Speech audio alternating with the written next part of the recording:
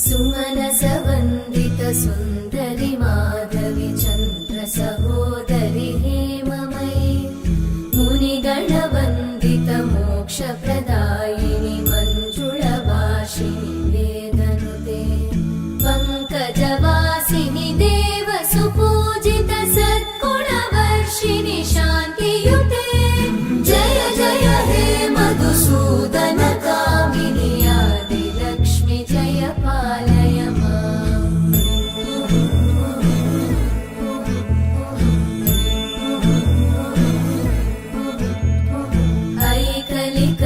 ऐकलिकल्मषनाशिनि कामिनि वैदिकरूपिणि वेदमये क्षीरसमुद्भव मङ्गलरूपिणि मन्त्रनिवासिनि मन्त्रनुते मङ्गलदायिनि अम्बुजवासिनि देवगणाश्रितपादयुते जय जय हे मधुसूदन कामिनि धान्यलक्ष्मि जय पालय माम्। जय वरवर्णिनि वैष्णवि भार्गवि मन्त्रस्वरूपिणि मन्त्रमये सुरगणपूजित शीघ्रफलप्रद ज्ञानविकासिनि शास्त्रनुते भवभयहारिणि पापविमोचनि साधुजनाश्रितपादयुते जय जय हे मधुसूदन कामिनि धैर्यलक्ष्मि जय पालय माम्।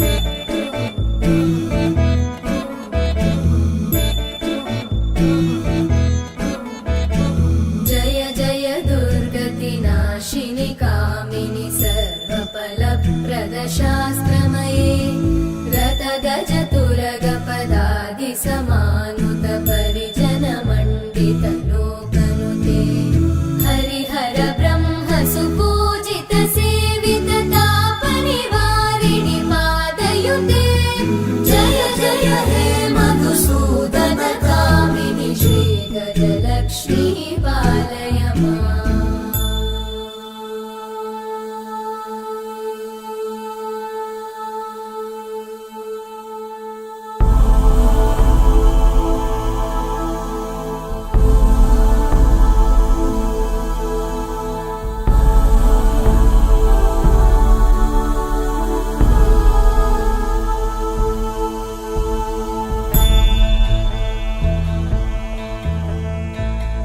ऐकगवाहिनि मोहिनि चक्रिणि रागविवर्धिनि ज्ञानमये गुणगणवारिधि लोकहितैषिणि सप्तस्वरवरगाननुते सकलसुरासुरदेव मुनीश्वर मानववन्दित पादयुते जय जय हे मधुसूदन कामिनि सन्तानलक्ष्मि पालय माम्।